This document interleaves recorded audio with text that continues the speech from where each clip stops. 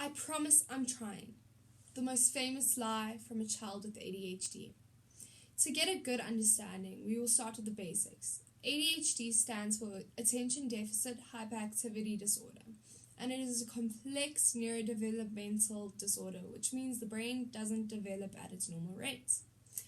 I was diagnosed with ADHD in grade 2, when my teacher pointed out to my mother that yes, I was very eager and ready to help the other girls finish their drawings, but my artwork had never seemed to make it to the famous wall with the rest of the class.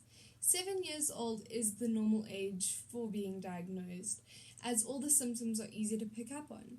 To name a few, not being able to follow instructions at a normal pace, being loud and disruptive, not being able to sit down quietly for an extended amount of time, and an obvious one for me, not being able to finish tasks.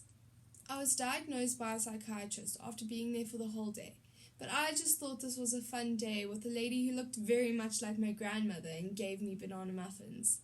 I was prescribed Ritalin first, but my ADHD was progressive and ended up becoming more severe, so I was quickly upgraded to Concerta.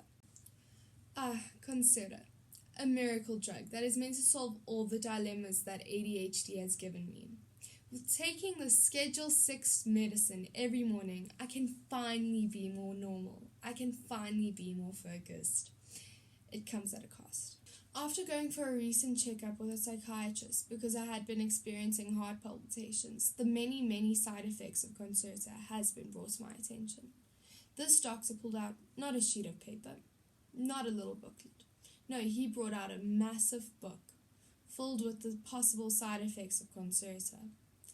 Some that he read out to me explaining the severity of this drug can be confirmed by the webpage rxlisted.com. And it includes heart problems, seizures, hallucinations, anxiety, and severe depression. Now, Concerta has been a godsend for me. Without it, I am truly hopeless. But it interests me. My gran loves bringing up how back in her day there were never things like ADHD as they didn't exist, and that it's just an excuse for teachers and a way for doctors to make more money.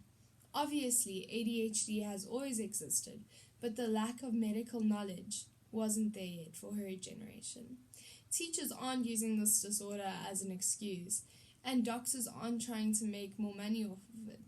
Most doctors are trying to lead people away from Concerta and Ritalin now, as they know the physical and emotional strain that it puts on them. Without my medicine, I am fidgety, and I find it almost impossible to stay focused on one thing for more than 10 minutes, if I'm pushing it. But I am also more creative and ready to launch into participation. I'm happier and I'm more pleasant to be around. People with ADHD, we're not that different, except we are. It's harder to make friends and be liked by people as they don't understand why we're just a little bit off, why something isn't quite right. ADHD is overlooked by many people and not really taken as seriously as it should be. I think a possible solution that will help the many people that suffer from this disorder is just for it to be talked about more and for it to be made known so there's less ignorance about it.